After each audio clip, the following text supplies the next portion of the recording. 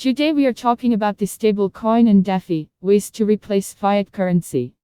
Reports of several countries trying to regulate or ban trade also came out this year. The idea of state-approved cryptocurrency is considered still a dream. But these countries launched state-approved and regulated cryptocurrency. The first one dates back to 2015, which I don't believe came out. Let's start with Aurora coin was not literally the state-sponsored coin, but it was actually the first time a sovereign state signs off for a crypto project. Aurora coin was the Icelandic alternative for the Bitcoin. The plan was to conduct a massive airdrop and allow almost 50% of the total available crypto and allow the rest of it to be mined. The 3-level airdrop used the data from the citizenship registry, and things were looking pretty good. The coin was once valued at $68 before breaking down to a mere $0.07 per each unit.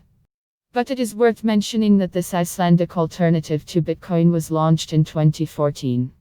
From a state-approved crypto project, we are moving to the state-launched one. Ecuador's national cryptocurrency project. This project was announced in 2014, and the country's state assembly approved it. At the time, Ecuador was debt-ridden and was looking for a way up. Ecuador started using us as its currency back in 2000. Now the government told the public that they don't plan to launch crypto as an alternative to us, but it will be used alongside us. At the time, Bitcoin was gaining popularity in the country.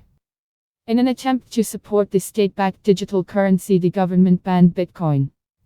Even though debt-ridden, the country did have the potential to create its own digital currency.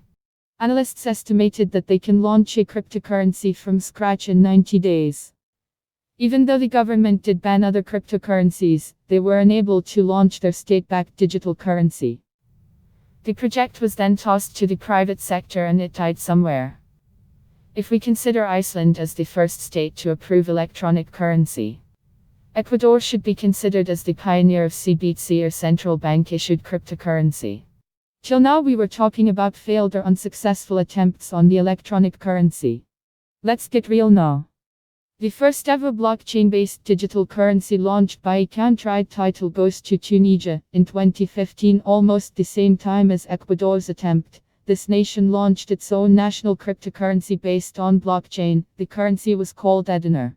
Similar to the physical currency, the e-dinar's distribution and issuance are controlled by the government.